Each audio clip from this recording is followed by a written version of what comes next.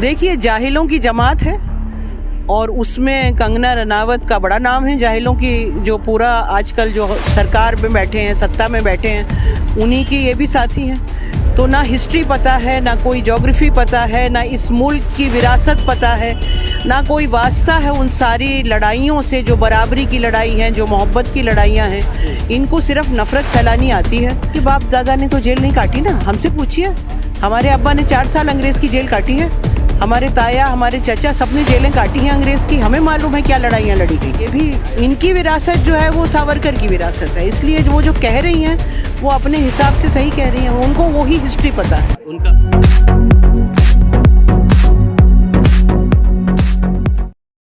कंगना रनावत को लेकर कंट्रोवर्सी छिड़ी हुई है। उन्होंने 2014 में आज़ादी की बात करी। 1947 में जो आज़ादी मिली, उन्हें लगता है कि वो आज़ादी नहीं थी बल्कि वो ढीक थी।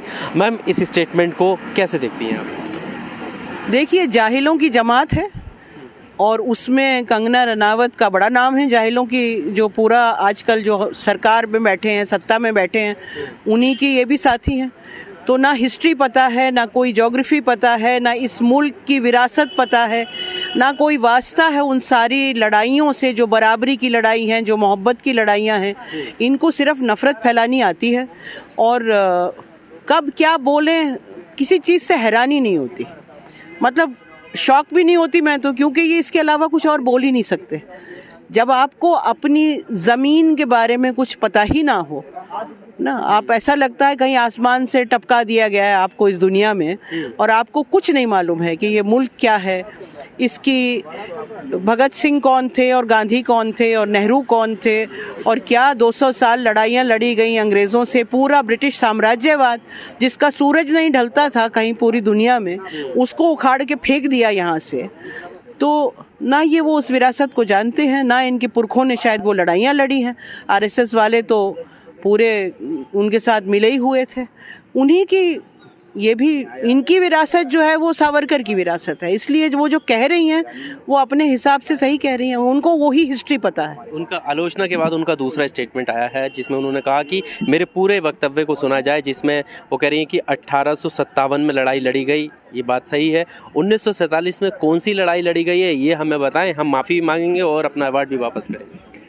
असल में ये लोग वो हैं जो हर वक्त ये चाहते हैं कि पूरे मुल्क में और चारों तरफ सिर्फ जंग होती रहे। जो वॉर मशीनरी है ना, ये वॉर मशीनरी की पूजा करने वाले लोग हैं।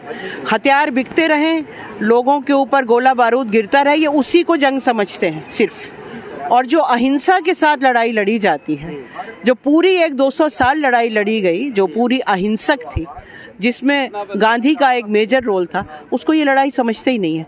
इनके बाप दादा ने तो जेल नहीं काटी ना, हमसे पूछिए। हमारे अब्बा ने 4 साल अंग्रेज़ की जेल काटी है, हमारे ताया, हमारे चाचा, सबने जेलें काटी हैं अंग्रेज़ की। हमें मालूम है क्या लड़ाइयाँ लड़ी गई। लड़ाई सिर्फ बंदूक लेके नहीं लड़ी जाती।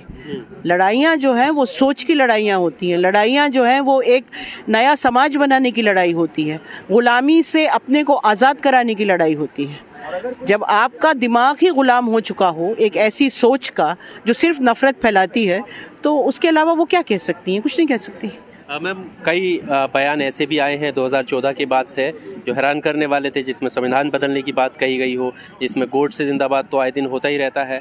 और अब ये स्टेटमेंट आना, लगता है उनका व्यक्तिगत ये स्टेटमेंट है, पर्सनल है, या फिर ये किसी रणनीति का हिस्सा है? देखिए, एक तो ये समझ लीजिए कि आरएसएस से जितने भी लोग जुड़े हुए हैं, चाहे वो कहें या ना कहें, उनकी सोच से वो कोई व्यक्तिगत स्टेटमेंट नहीं देते हैं। वो एक जिसे कहते हैं ना गुलछर्रा उड़ाते हैं, उसके बाद उसके आसपास फिर एक नई कहानी बुनी जाती है। तो अब ये तो इनका तो ये कहना है ना कि मोदी के पहले तो ये मुल्क आज़ाद ही नहीं था, मोदी जी ने आके आज़ाद किया है।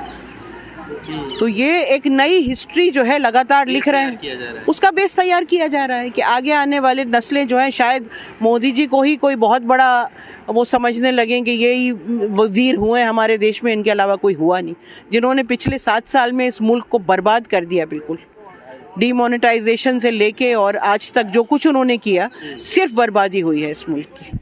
और उसी नरेटिव को ये लगातार अलग अलग तरीक़ों से बढ़ा रहे हैं कि कोई और अल्टरनेटिव नहीं है। अगर है तो सिर्फ मोदी हैं, उनके अलावा कोई अल्टरनेटिव नहीं है।